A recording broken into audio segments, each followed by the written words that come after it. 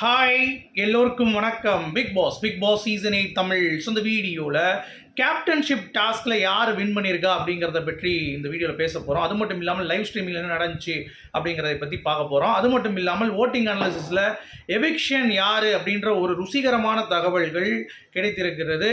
என்னடா இது அப்படின்ற மாதிரி தான் இருக்குது. இது கொஞ்சம் ஷாக்கிங்கான நேமாக இருக்கே அப்படின்ற மாதிரி. ஸோ என்ன அப்படிங்கிறத டிஸ்கஸ் பண்ண போகிறோம். ஸோ வீடியோக்குள்ளே போகிறதுக்கு முன்னாடி சேனலுக்கு புதுசாக இருந்தீங்கன்னா கண்டிப்பாக சப்ஸ்கிரைப் பண்ணிக்கோங்க. வீடியோ மறக்காமல் ஒரு லைக் பண்ணிக்கோங்க. இப்போ நம்ம வீடியோக்குள்ளே போகலாம். ஸோ இன்றைக்கி நம்ம லைவில் வந்து பார்த்திங்கன்னா ஏகப்பட்ட சுவாரஸ்யமான விஷயங்கள் நடக்குது. அதுக்கு முன்னாடி கேப்டன்ஷிப் டாஸ்கில் ஜாக்லின், விஷால் மற்றும் நம்ம முத்துக்குமரன் பார்ட்டிசிபேட் பண்ணியிருக்காங்க. அதில் விஷால் வந்து ரஞ்சித் கிட்ட இப்போ பேசும் பொழுது, நான் மட்டும் கேப்டனானா இந்த வட்டம் எப்பயுமே விளையாடாத ஒரு ஆட்டத்தை இந்த ஒரு வாரத்தில் நான் விளையாண்டுட்டு வேறு மாதிரி நான் பண்ணுவேன் அப்படின்ற மாதிரி வந்து பேசிகிட்டு இருக்காரு. அது க்ளீனாக வந்து நமக்கு தெரியுது, சரிங்களா? ஆனால் கேப்டனை தட்டி தூக்குனது வந்து பார்த்தீங்கன்னா முத்துக்குமரன். இப்போ வெளியே வந்து டாஸ்க் வந்து ப்ரிப்பேர் பண்ணிகிட்டு இருக்காங்க. மழையாக இருக்கிறதுனால அந்த டாஸ்க் வந்து பார்த்திங்கன்னா கொஞ்சம் டிலே ஆகிருக்கு போல் தெரியுது. ஸோ மழை கொஞ்சம் கம்மி ஆகிடுச்சு. நைட்லாம் மழை இல்லை நேற்று நைட்டு. அதனால் அங்கேயும் வந்து பார்த்திங்கன்னா அப்போ நேற்று தான் நடக்குது அப்படின்றதுனால, இல்லை ஃப்யூச்சராக நடக்குதா அப்படிங்கிறது நம்ம வந்து பார்க்கணும். ஏன்னா இன்றைக்கி நம்ம வர்றது அவங்க ஏற்கனவே முடிஞ்சிருக்கும் அப்படின்றதுனால நேற்று தான். ஸோ நேற்று இருக்கும் பொழுது எனக்கு தெரிஞ்சு எனக்கு நைட்லாம் மழை இல்லை. ஸோ அப்படி இருக்கிறப்ப இப்போ கேப்டன்ஷிப் ஆரம்பிச்சு இன்றைக்கி வந்து ரிசல்ட் வந்து வந்துடும். மேபி நமக்கு எபிசோடில் வந்து தெரிஞ்சிடும்னு நினைக்கிறேன். So Muthukumaran is the captain அப்படிங்கிறது தான். ஸோ விஷால் நம்பிக்கை வந்து தகர்ந்தது. ஆனால் இப்போ நீங்கள் நல்லா கவனிச்சிங்கன்னா விஷால், தர்ஷிகா அப்படின்ற அந்த கண்டென்ட் வந்து ரொம்ப முக்கியமான கண்டென்ட். இப்போது அவங்கள வீட்டில் நம்ம ரீட்டைன் பண்ணால் பட் அடுத்து என்ன பிளேயர்ஸை தூக்குவீங்க அப்படின்ற ஒரு கன்ஃபியூஷன் வந்து பிக் பாஸ் டீமுக்கு வந்து கண்டிப்பாக இருக்குது. ஸோ எவிக்ஷனில் ஒரு புரட்சி பண்ணணும் அப்படிங்கிறது தான் பாயிண்ட்டு. ஸோ டபுள் எவிக்ஷன் வந்து இருக்காது அப்படின்ற மாதிரி தான் சொல்கிறாங்க. பட் நான் ஐ ஆம் ரூட்டிங் ஃபார் டபுள் எவிக்ஷன். நான் இப்போயும் உங்கள்கிட்ட சொல்லிடுறேன், 2 எவிக்ஷன் கண்டிப்பாக இருக்குங்கிறது என்னுடைய ஒரு கருத்து. பட் ஒரு எவிக்ஷன் தான் அப்படின்னு சொல்லிட்டு ஒரு ரூமர் வந்து பரவிட்டு இருக்கு. அதை பற்றி பார்ப்போம். அதுக்கு முன்னாடி லைவ் ஸ்ட்ரீமிங் என்ன நடந்துச்சு அப்படிங்கிறத பற்றி டிஸ்கஸ் பண்ண போகிறோம். ஸோ முத்து வந்து ரொம்ப ஒரு மாதிரி இருக்கார் பார்க்குறதுக்கு. என்னடா அப்படின்னு சொல்லி பார்த்தோம் அப்படின்னா, எனக்கு வந்து ஒரு 7 பசங்க கிட்ட வந்து போடவே இல்லை. எனக்கு போட்டது அப்படிங்கிறது 2 பேர் தான். சரியா? சத்யா ஒன்று, இன்னொருத்தர் யாரோ போட்டாங்க. ஸோ 2 பேர் தான் வந்து போட்டாங்க அப்படின்னு சொல்லி ரொம்ப ஃபீல் பண்ணிட்டு இருந்தார். அதுக்கு வந்து ரயான்லாம் வந்து பேசிகிட்டு இருந்தான், அதெல்லாம் ஒன்றும் இல்லை முத்து, நான் உனக்கு தெரியும் நீ தான் டாப்பில் இருக்கேன்ட்டு. பட் நான் இன்னொருத்தவங்க வாய்ப்பு கொடுக்கணும் போட்டேன், மற்றபடி உன்னை வந்து கீழே இறக்கணும் அப்படிலாம் வந்து எதுவும் கிடையாதுன்னு சொல்லி பேசிகிட்டு இருந்தாங்க. அடுத்து இவங்க எல்லாருமே இந்த கோவா கேங் மெம்பர்ஸ் எல்லாருமே உட்காந்து பேசும் பொழுது மஞ்சரி உள்ளே ஜாயின் பண்ணிட்டாங்க. எல்லாத்தோடைய கேரக்டரை பற்றியும் பேசினாங்க. அதில் குறிப்பாக பேசப்பட்டது ஜெஃப்ரி அண்ட் ரஞ்சித்தோடைய கேரக்டரை பற்றி. ஸோ ஜெஃப்ரியை பற்றி என்ன பேசுனாங்கன்னு பார்த்தீங்கன்னா, ஜெஃப்ரி வந்து ரொம்ப நடித்து ஒரு கேம் பண்ணிகிட்டு இருக்கான். அதுவும் ரயான்லாம் புட்டு வைக்கிறான் ஜெஃப்ரியை பற்றி. அதாவது இப்போ வந்து ஒரு கிளாப்ஸ் வீக்கெண்டில் ஒரு விழுதில்லை, விழுந்தோடனே அடுத்து உடனே மாறி பவித்ராவுடைய கையை பிடிச்சிட்டு போகிறாங்கிறத நீங்கள் எப்படி நோட் பண்ணுறீங்களான்னு கேட்குறான். அதுக்கு ஒன்று இந்த சௌந்தர்யா எதுவுமே சொல்ல மாட்டேங்குது. அது அப்படி வேன்னு முடிச்சுட்டு கிடாது. மஞ்சரி பிடிச்சிட்டாங்க பாயிண்ட்டை. ஆமாம், எனக்கு அப்படி தோணுது. ஏன்னா அவன் தெளிவாக ஒரு கேம் ஆடுறான். இந்த மாதிரி ஒரு மூமெண்ட் வந்து ஆடியன்ஸ் வந்து ஆனால் எதிர்பார்க்க மாட்டாங்க. அவங்களுக்கு கண்டிப்பாக கேம் பிடிக்காதுன்றோடனே ரயானா தான் சொல்கிறான். ஆமாம், இன்னும் இப்படி டக்குன்னு மாறினானா எப்படி வந்து கேம் வந்து ஆடியன்ஸுக்கு பிடிக்கும்? ஜெஃப்ரி மேலே எல்லாருமே வந்து பார்த்திங்கன்னா கோவமாக தான் இருப்பாங்க அப்படின்ற மாதிரி அழகாக ரயான் வந்து பார்த்திங்கன்னா சொன்னது அற்புதமாக இருந்தது. மஞ்சரி அதுக்கு வந்து அந்த பாயிண்ட் ஆட் பண்ணது இன்னமும் வந்து செமையாக இருந்தது. இதுதான் வேணும், இதுதான் நாங்கள் பிக் பாஸ் பார்க்குறோம். அந்த அளவுக்கு பாயிண்ட் பை பாயிண்டில் ஒருத்தனை டீகோட் பண்ணும் பொழுது ரொம்ப அற்புதமாக இருக்குது அப்படிங்கிறது தான்.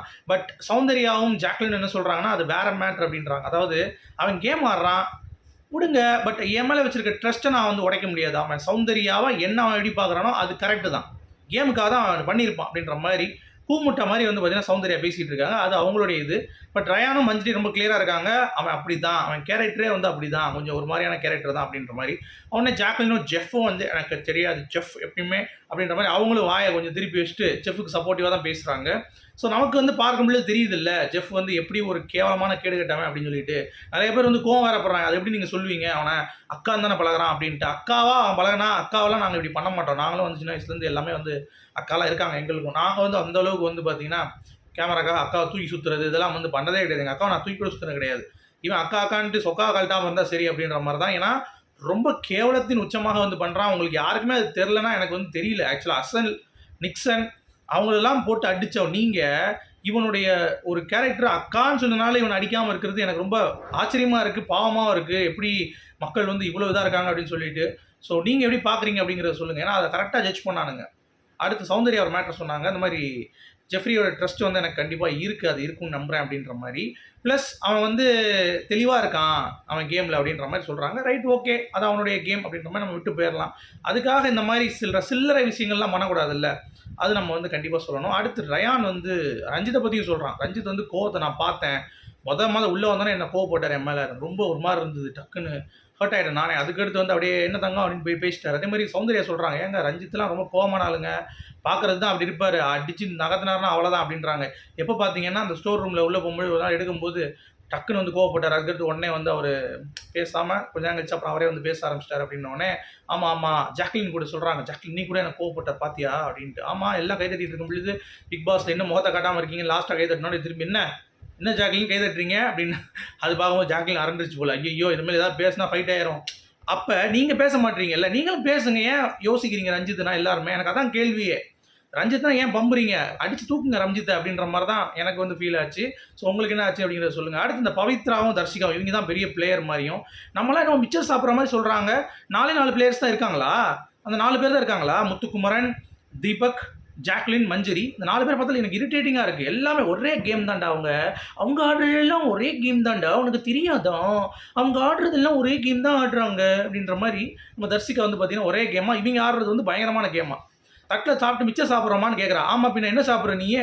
மிச்சர் தான் சாப்பிட்ற. மிச்சர் மட்டும் சாப்பிடல, மிச்சர், பால்கோவா, பூந்திரி, வடை, லட்டு எல்லாம் தின்னு தான் இருக்கீங்க. எவன்டா கேம் வந்துட்டு இருக்கீங்க ஏஞ்சி? ஒரு பாயிண்டாக பேச தெரில. முத்துக்குமரன் இன்னைக்கு வர கலாய்ச்சிட்டான் போட்டு ஓப்பனாக மூஞ்சி முன்னாடியே, நீ இதை பேசுறதுலாம் இல்லைப்பா அப்படின்றான். என்ன பேசணும், நான் இப்படி தான், நான் கேரக்டரு போமாங்கிட்டு அப்படின்ற மாதிரி இருந்துச்சு. விளையாடவும் தெரில, உட்காந்து சீட்டை தேய்ச்சிக்கிட்டு சும்மா இருந்துக்கிட்டு படுத்து போர்வையை பொத்திக்கிட்டு நாங்கள் மிச்சர் சாப்பிட்றோமா? எல்லா நேரத்துலையும் எப்படி கத்துறது பிக் பாஸ், எல்லா நேரத்துலையும் எப்படி கத்துறது அப்படின்றான். எல்லா நேரத்துலையும் கற்று சொல்லலாமா? உனக்கான பாயிண்டில் வந்து நீ நில்ல, அப்புறம் வந்து சொல்லு அப்படின்ற மாதிரி தான் இருந்துச்சு. ஸோ ரொம்ப worst behaviour by Pavithra and Dharshika. So இவங்கெல்லாம் என்னத்துக்கு வந்தாங்கன்னு தெரில. எனக்கு தெரிஞ்சு மிச்சர் சாப்பிட தான் வந்தீங்க, அதுக்கு வந்து ஒரு இது வேறு, மிச்சர் சாப்பிட தான் நாங்கள் வந்தோமா அப்படின்ட்டு மொக்க பீஸுங்க அப்படிங்கிற மாதிரி தோணுச்சு. அடுத்து சூப்பரான அப்டேட் என்ன அப்படின்னா, நம்ம எவிக்ஷன் அப்டேட்டு. ரூமர்ஸ் வந்து பாசம் ஆரம்பிச்சிருச்சு, விஜய் விஷால் எவிக்டட். என்னடா சொல்கிறீங்க அப்படின்ற மாதிரி நமக்கே வந்து பார்த்திங்கன்னா ஒரு ஃபீலு. பட் எனக்கு தெரிஞ்சு தர்ஷிகா தான் ரொம்ப லீஸ்ட்டில் இருக்காங்க. விஜய் விஷால்லாம் தூக்குறதுக்கான சான்ஸ் இல்லை. 2 எவிக்ஷனாக இருந்தால் மேபி விஜய் விஷால் போகிறதுக்கான வாய்ப்பு இருக்குது. பட் நீங்கள் நல்லா நோட் பண்ணிங்களா, அதில் அன்ஷிதா அவங்க கீழே இறங்குறத எத்தனை பேர் நோட் பண்ணீங்க? அன்ஷிதா கீழே இறங்குறாங்க. ரயானும் வந்து பேலன்ஸாக தான் இருக்கான். சத்யாவும் 64,000 இருக்கான். எனக்கு தெரிஞ்சு அருணில் இருந்தால் சேஃப். அருண், ஜாக்லின், சௌந்தர்யா, பவித்ரா மட்டும்தான் சேஃப். மிச்சம் எல்லாருமே டேஞ்சர் தான். 64,000 46,000 வரைக்கும் இருக்குது. ஸோ தர்ஷிகா கன்ஃபார்மாக அவுட்டு, இதில் எந்த ஒரு மாற்று கருத்தும் இல்லை. ஆனால் ஒரு பிரேக்கிங்காக செய்வோம் அப்படின்னு சொல்லிட்டு தர்ஷிகாவுடைய பிளே எல்லாம், ஏன்னா விஜய் விஷால் ஒன்றும் இல்லை, மிச்சர் தான் திங்கிறாங்கிறது தெரிஞ்சு போச்சு.